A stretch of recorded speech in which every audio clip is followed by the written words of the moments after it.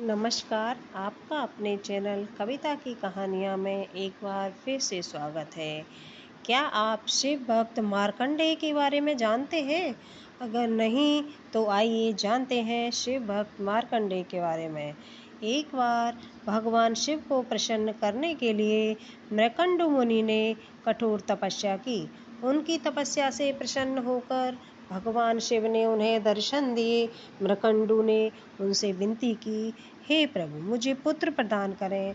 शिव ने पूछा, कैसा पुत्र चाहिए भक्त? ऐसा कि जिसकी आयु तो लंबी हो किंतु गुण कोई न हो, अथवा जो बुद्धिमानी हो, गुणी हो, किंतु जिसकी आयु मात्र 16 वर्ष की हो। मुनि ने कहा, भगवान, मुझे गुणवान पुत्र चाहिए।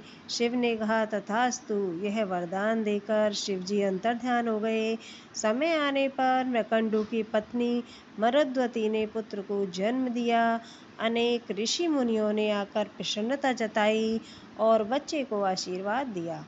ऋषि मुनियों की उपस्थिति में ही मृकंडु दंपत्ति ने बालक का नाम रखा मार्कंडेय। बालक मार्कंडेय बहुत मेधावी निकला। 16 वर्ष की आयु से पहले ही उसने वेदों का ज्ञान प्राप्त कर लिया। उसके आचार्यगण उसकी प्रशंसा करते न थकते थे। वे कहते, मृकंडु, बहुत भाग्यशाली हो तुम, जो ऐसा होनहार बेटा तुम्हें मिला है। लेकिन मार्कंडेय के भाग्य को लेकर उसकी माता बहुत चिंतित रहती। मृकंडु जब उसे समझाते तो वह रोते हुए कहती, स्वामी, मैं भूल नहीं पाती कि शीघ्र ही हमारा बेटा हमसे हमेशा के लिए दूर हो जाएगा। एक दिन की बात है, कुमार मार्कंडेय पूजा के लिए फूल लेने वाटिका में गया हुआ था। लौटा तो उसने अपनी माता को रोते हुए देखा। समीप ही उदास भाव में उनके पिता बैठे हुए थे। माता को रोते हुए देख उसने पूछा, माँ, तुम क्यों रो रही हो? माँ कुछ नहीं बोली, बस धीरे धीरे सिसकियाँ भरती रही। इस पर मार्कंडेय ने पुनः पूछा, माँ, तुम बोलती क्यों नहीं हो? बोलो माँ, बोलो, कौन सा दुख है तुम्हें? कहीं ऐसा तो नहीं कि जो तुम चाहती हो वह मैं नहीं कर पाऊँगा? पर देखो माँ, अब मैं बालक नहीं रहा, कल पूरे 16 वर्ष का हो जाऊँगा। इसलिए माँ धीरे तो रो रही थी। पिता धीरे से बोले। मार्कंडेय ने उलझन भरे स्वर में पूछा, क्यों? 16 वर्ष का होने में क्या हानि है? पिता बोले, बताता हूँ, सुनो। तब मृकंडु ने उसके जन्म से संबंधित बातें उसे बताई। सुनकर मार्कंडेय ने माता को धैर्य बंधाया। बोला, रो मत माँ, मैं नहीं मरूंगा। भगवान शिव मृत्युंजय है, मैं उनसे अमृतत्व का वरदान प्राप्त करूंगा। पिता ने आशीर्वाद देते हुए कहा, मेरे बच्चे, शिव की कृपा तुम्हें सफलता से मिले। मार्कंडेय माता पिता से आशीर्वाद लेकर वन में चला गया। जाते समय माता ने शिव से प्रार्थना की, हे सदाशिव मृत्युंजय, मेरा पुत्र आपके आश्रय है। हे देव, इसकी रक्षा करना। अगले दिन प्रातःकाल मार्कंडेय ने सागर तट पर जाकर गीली मिट्टी से शिवलिंग बनाया, उस पर पुष्प चढ़ाए तथा शिव का ध्यान लगाकर बैठ गया। रात होने पर वह प्रभु के सामने नाचने और गाने लगा। तभी अचानक यमराज वहां आ पहुंचे। बोले, तुम्हारी आयु पूरी हुई, इस संसार से चलने के लिए तैयार हो जाओ। मार्कंडेय बोले, थोड़ी देर ठहरिए महाराज, जब तक मैं अपनी उपासना पूरी कर लेता हूँ। यमराज ने गुस्से से कहा, मूर्ख, क्या तू जानता नहीं कि मृत्यु किसी का इंतजार नहीं करती?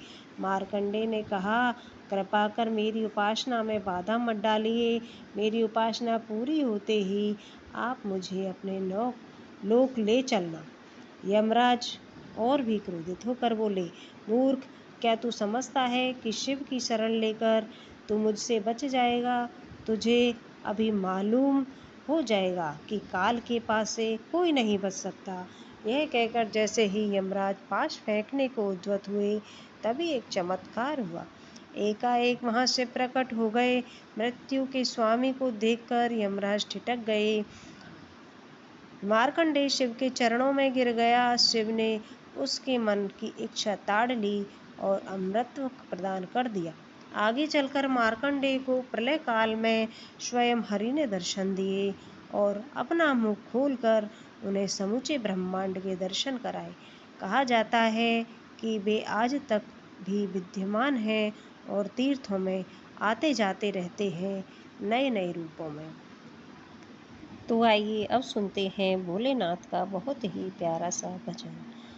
आज भोले बाबा मिलेंगे सत्संग में, आज भोले बाबा मिलेंगे सत्संग में, आज भोले बाबा मिलेंगे सत्संग में। घर का ताला खुले चाबी से, घर का ताला खुले चाबी से, मन का ताला खुले रे सत्संग में, आज भोले बाबा मिलेंगे सत्संग में।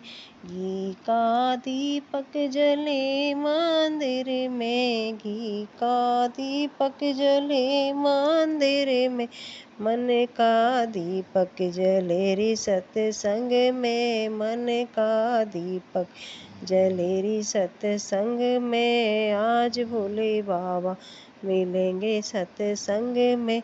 कमल का फूल खिले कीचड़ में, कमल का फूल खिले कीचड़ में, मन का फूल खिले रे सत्संग में, मन का फूल खिले रे सत्संग में, आज भोले बाबा मिलेंगे सत्संग में। तन का मैल धुले साबुन से, तन का मैल धुले साबुन से, मन का मैल धुले रे सत्संग में, मन का मैल धुले रे सत्संग में, आज भोले बाबा मिलेंगे सत्संग में, आज भोले बाबा मिलेंगे सत्संग में। अगर आपको मेरी कहानी पसंद आई है तो कृपया चैनल को लाइक और सब्सक्राइब करें तथा कमेंट बॉक्स में कमेंट करें। धन्यवाद।